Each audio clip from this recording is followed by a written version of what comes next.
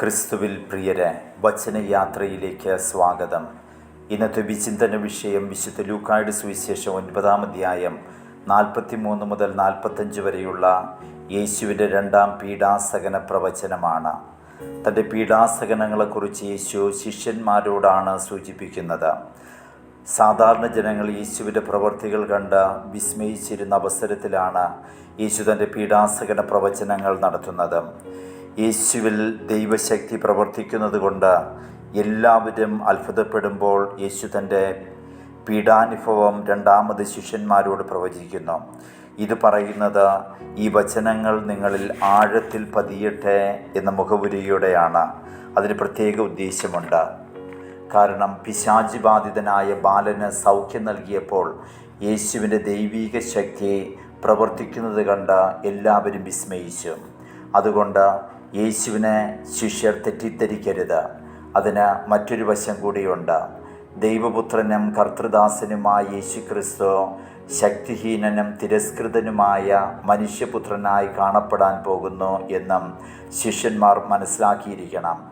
യേശുവിൻ്റെ വിജയവും പരാജയവും സ്വീകരണവും തിരസ്കരണവും ശക്തിയും ശക്തിഹീനതയും ഒരുമിച്ച് അവതരിപ്പിക്കുകയാണ് വിശുദ്ധ ലൂക്ക. മനുഷ്യപുത്രൻ മനുഷ്യകരങ്ങളിൽ ഏൽപ്പിക്കപ്പെടുന്നത് വഴിയാണ് പിശാചിൻ്റെ മേൽ വിജയവും ദൈവശക്തിയും പൂർണ്ണമായും വെളിപ്പെടുന്നത്. ഇക്കാര്യം ശിഷ്യന്മാർ തീർച്ചയായിട്ടും മനസ്സിലാക്കിയിരിക്കണം. അതിനാൽ യേശു പറയുന്നു, മനുഷ്യപുത്രൻ മനുഷ്യകരങ്ങളിൽ ഏൽപ്പിക്കപ്പെടാൻ പോകുന്നു. ഇത് ഉടനെ സംഭവിക്കും. ഈ പ്രവചനത്തിൽ പീഡാസഹനത്തെക്കുറിച്ചുള്ള 1-ാം പ്രവചനത്തിൽ പറഞ്ഞിരിക്കുന്ന മരണോത്ഥാനങ്ങൾ പ്രത്യേകമായി പരാമർശിക്കുന്നില്ല. എങ്കിലും മനുഷ്യപുത്രൻ മനുഷ്യരുടെ കരങ്ങളിൽ ഏൽപ്പിക്കപ്പെടുന്നതിനാൽ യേശുവിൻ്റെ പീഡാനുഭവം മുഴുവനും ഉൾക്കൊണ്ടിരിക്കുന്നു. യേശുവിനെ ഒറ്റിക്കൊടുക്കുന്നതും ഇവിടെ സൂചിതമാണ്.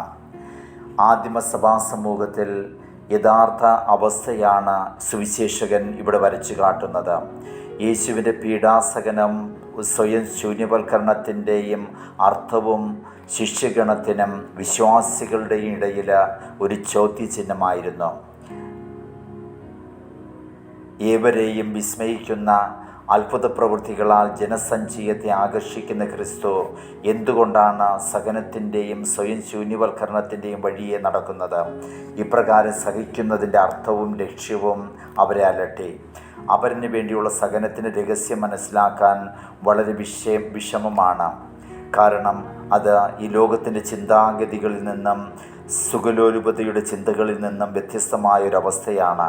അത് മനസ്സിലാക്കുക ക്ലേശകരവുമാണ്. ശിഷ്യർക്ക് യേശുവിൻ്റെ പീഡാസഹനത്തിൻ്റെ അർത്ഥവും ലക്ഷ്യവും മനസ്സിലാക്കുവാൻ കഴിയുന്നില്ല.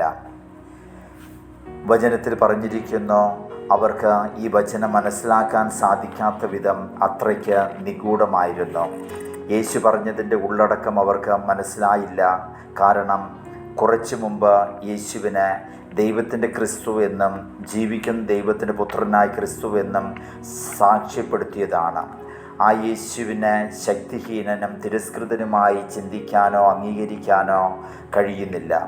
യേശു ദൈവത്തിൻ്റെ പുത്രനും ദൈവദാസനുമെന്ന് സ്വർഗം പറഞ്ഞതുമാണ്. അവിടുന്ന് പിശാചിൻ്റെ ബന്ധനത്തിൽ നിന്ന് ബാലനെ മോചിപ്പിച്ചതാണ്. അനേകം രോഗശാന്തിയും അത്ഭുതങ്ങളും പ്രവർത്തിച്ചവനുമാണ്.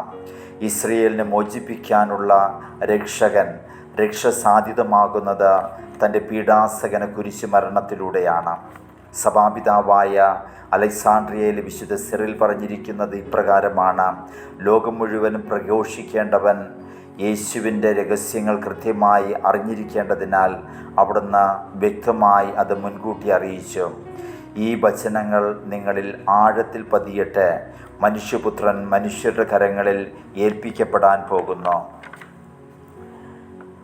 ദൈവിക രഹസ്യങ്ങളുടെ പരികർമ്മി എന്ന നിലയിൽ ദൈവകൃപയാൽ അവിടുന്ന് എല്ലാവർക്കും വേണ്ടി മരണം വരിച്ചു. നമ്മുടെ കർത്താവായ യേശു ക്രിസ്തു കുരിശിലൂടെയും മരണത്തിലൂടെയും കടന്നുപോകും എന്ന രഹസ്യം അറിയാത്തവർക്ക് ഇടർച്ചയ്ക്കുള്ള അവസരം യേശുവിൻ്റെ പീഡാസഹന പ്രവചനത്തിൽ കാണാം.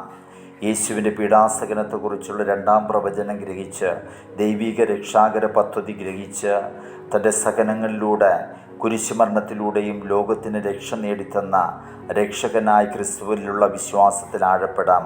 അനുദിന സഹനങ്ങളെ നിരാകരിക്കാതെ സന്തോഷത്തോടെ യേശുവിനെ പോലെ ഏറ്റെടുത്ത ദൈവിക പദ്ധതി നിറവേറ്റാം. ദൈവം നമ്മെ അനുഗ്രഹിക്കട്ടെ.